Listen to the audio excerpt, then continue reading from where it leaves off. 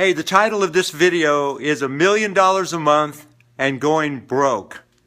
Now, that's a great title. I know it's catchy. But I'm going to show you how that it actually is my story.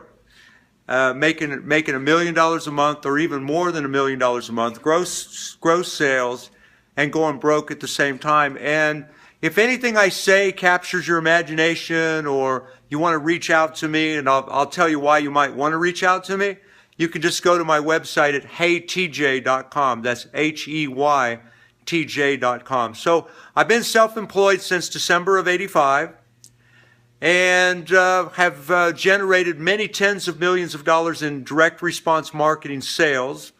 And about 8 years ago, I was at the point where I was bringing in upwards of $1 million a month in gross sales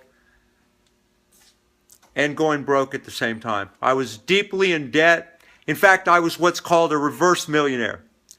And everybody knows what a millionaire is. You've got a net worth of $1 million. I was actually a reverse millionaire. So I was bringing in tons of cash flow. In our best month, almost $2 million in our best month from a small town in Kansas. I'm not necessarily saying this to brag on. In fact, there's nothing to brag on. I was going broke. I was bringing in hundreds of thousands of dollars a month in sales, up to $1 million a month or more, and I was absolutely, positively going broke. Now, I had a lot of cash flow, but I also had a lot of debt. And I remember I was kind of freaking out because my debt was growing. So I went to my accountant and I said, when should I start worrying? And they couldn't give me a straight answer. I went to my bank and I said, look, because my cash flow was really strong, but my debt was increasing and kept increasing. And I said to my banker, when should I start worrying? And again, I got no straight answer. Well, I can now tell you what the answer is. The answer is debt is a bad thing. You know, back then, I thought that there was good debt and bad debt. Just like you hear about good cholesterol and bad cholesterol, I thought that there was such a thing as good debt and bad debt. That's what I used to preach all the time. Because I was going heavily into debt, and yet I had a tremendous amount of cash flow. And so it felt good. It feels good to bring in hundreds of thousands of dollars every month. Bring in $1 million a month. It felt great. What didn't feel good is my debt. And then I got into trouble with my cash flow and it turned into a real disaster. So now I try to keep my debt as low as possible. I don't believe there's such a thing anymore as good debt, bad debt. I just think all debt is bad. And, as for me, when I had 50 employees or over 50 employees at one time, and it was just driving me crazy. I just couldn't handle it. I just could not handle it. I about lost my mind, and, now I'm down to a very, very small, manageable company, very small, keeping only my best people, and I've got my debt really low, and that's, I'm ultimately on far less gross sales, ultimately in position to make a whole lot more money than I was making when we were bringing in $1 million a month. I can promise you that. So the cost of the business was just too high, and look, business can be a real heartbreaking thing. So I was ambitious. I wanted to see how high was high for me. I wanted to just, I was a kingdom builder. That's what all my friends called me, a kingdom builder. And yes, it was a very egotistical thing to walk into my own company and have all these people. The truth is they were just kissing my ass. I mean, for the most part. For the most part, they were just kissing my ass. There were some good people that didn't fall into that category, thank God. But for the most part, everybody was just kissing my ass. But and I just was going along with it. My ego, my pride, or whatever. It felt good.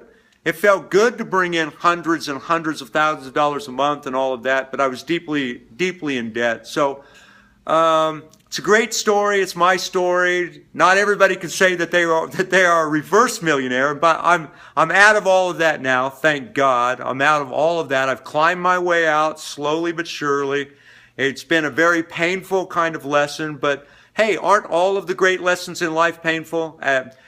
They are for me anyway, because I'm a stubborn person. I have to find things out for myself. But I wanted to tell you this story. It's an interesting story. Keep your overhead down.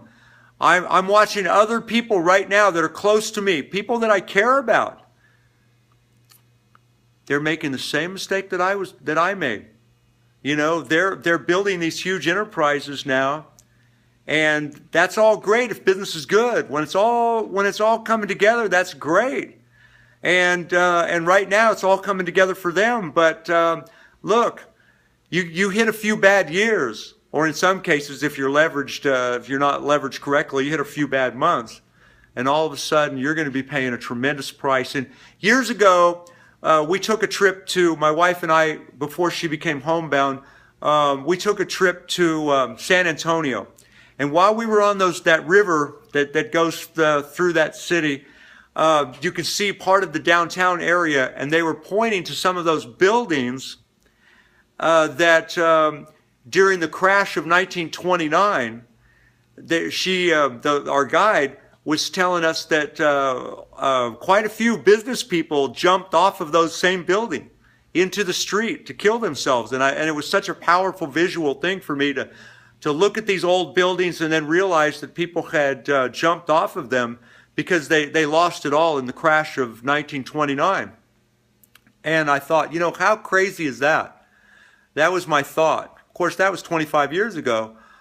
And then I get into these situations where I was deeply, deeply in debt, and you know, these terrible, terrible, terrible business situations where I'm not going to say I was ever seriously going to commit suicide, but let's just say I was extremely depressed, and it was very, very, very difficult to overcome. And if I could save anybody from all of that, that's one of the reasons I want to do this video. Another reason, look, if you're a business owner right now and you've got an established business and it's turning into a nightmare for you at some level, let me show you a business opportunity that where it could just be you and maybe a couple part-time people if you want. And it could potentially bring you in a high six-figure annual income with just you and maybe a couple part-time people, maybe a full-time person, part-time person, something like that. I've got an opportunity that might interest you. So if you're looking for a good joint venture business opportunity that allows you to make tremendous sums of money potentially with very little overhead costs, then reach out to me at on my website at heytj.com. There's a place on there where you can just reach out to me, or you can send me an email at tickets@heytj.com. So hope you enjoyed something with this video. Thank you for watching it, and bye for now.